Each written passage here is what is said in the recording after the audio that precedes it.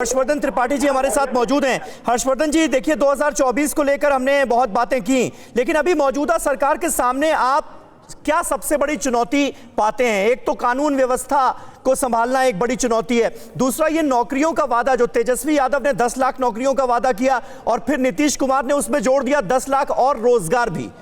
तो ये कितना बड़ा चैलेंज है इसको पार करना, या फिर ये एक बहुत बड़ा बयाना ले लिया गया? देखिए समीर जी, इसको इसी से समझ लीजिए कि बिहार में कुल सरकारी नौकरी वाले लोग हैं करीब 3.25 लाख।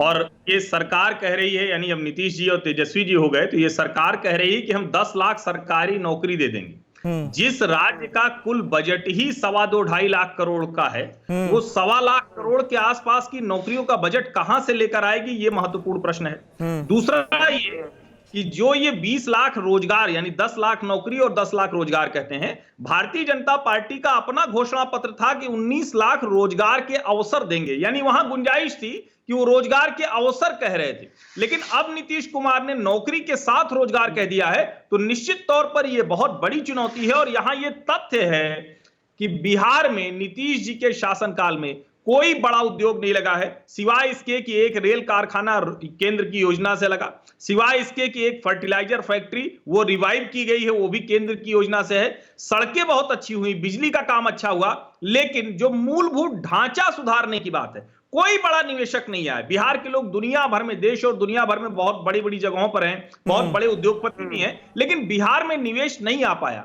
अगर वो निवेश नहीं आ पाएगा तो रोजगार के अवसर कैसे पैदा होंगे और सरकार का रेवेन्यू नहीं बढ़ेगा। ठीक है हर्ष जी, आप बड़ी बात कर रहे हैं और अब देखना होगा कि इन चुनौतियों से नीतीश कुमार कैसे पार पाएंगे और जो महागठबंधन का ये वादा है 10 लाख सरकारी नौकरियों का, इसको वो कैसे पूरा करेंगे। लेकिन रुपेश, अगर आप तक मेरी आवाज अभी आ रही हो और पीछे अगर रुपेश की आवाज साफ हो तो उनको कनेक्ट कीजिए। रुपेश, मुझे ये बताइए, उपेंद्र कुशवाहा का नाम क्यों नहीं है, क्या चर्चा है इसको लेकर?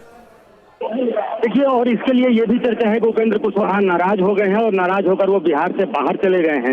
ये पहले तय माना जा रहा था और ये सवाल मैंने खुद उपेंद्र कुशवाहा से भी किया था जिस दिन नीतीश कुमार और तेजस्वी यादव शपथ लेने के बाद से जब राजभवन से बाहर निकल रहे थे, मेरी नजर उपेंद्र कुशवाहा पर पड़ी थी और मैंने यही सवाल किया था कि इस गठबंधन को तोड़ने में, तुड़वाने में बहुत अहम भूमिका उपेंद्र कुशवाहा की भी रही है। उपेंद्र कुशवाहा जितने तरह के बयान आ रहे थे नीतीश कुमार के खिलाफ, जो भी संजय जायसवाल जो भारतीय जनता पार्टी के, मतलब ये माने कि नीतीश कुमार के इस नई सरकार के नए स्वरूप से पहले ही उनके घर में अब इसको लेकर गुटबाजी या कहें कि गुस्सा या नीतीश कुमार सबको साथ नहीं पा रहे हैं। उपेंद्र कुशवाहा के बारे में खबर है कि नाराज होकर महाराष्ट्र चले गए हैं। क्या नीतीश कुमार अपने नेताओं को नहीं साथ पा रहे इस गठबंधन की मजबूरी की वजह से, क्योंकि उनके पास मंत्री पद कम है?